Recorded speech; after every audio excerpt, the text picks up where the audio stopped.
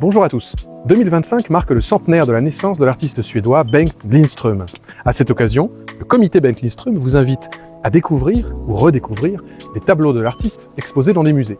Nous sommes aujourd'hui à Hyères, dans le Var, au musée du Miel, où son fondateur, Jean-Noël Drouin, nous accueille afin de nous faire découvrir l'exposition du buffet et des magiciens, dans laquelle une grande toile de Lindström est exposée. Suivez-moi.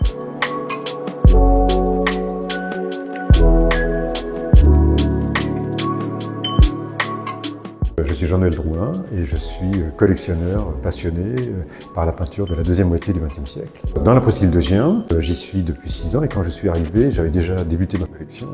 Je souhaitais un lieu pour pouvoir partager ma collection avec le plus grand nombre.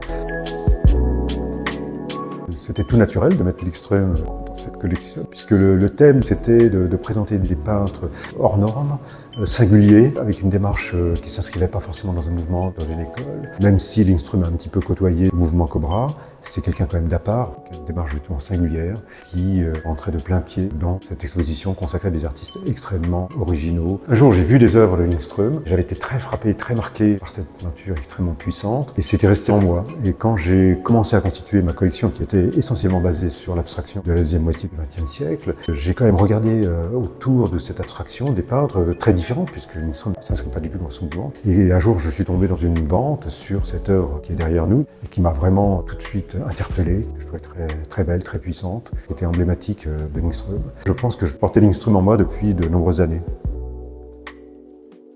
Je pense qu'il laisse ce que l'on voit, c'est cette puissance, cette peinture forte, pleine de matière, et puis ce foisonnement de couleurs, dans lequel on trouvait à la fois la mer, la neige, le feu, on retrouve tous les éléments forts de la culture viking, de la culture du Nord. Lindström me fait un peu penser à Chiraga, cette peinture pleine de matière, ses yeux qui sont des tourbillons, on sent qu'il a dû y mettre plein d'énergie. Je ne savais pas où j'avais vu la première fois Lindström. J'ai eu la chance de vivre il y a très longtemps, quelques mois en Suède. Est-ce que c'est à Stockholm où j'ai vu dans un musée une œuvre de Lindström? J'en sais rien. Mais en tout cas, quand on l'a vu, on ne l'oublie pas.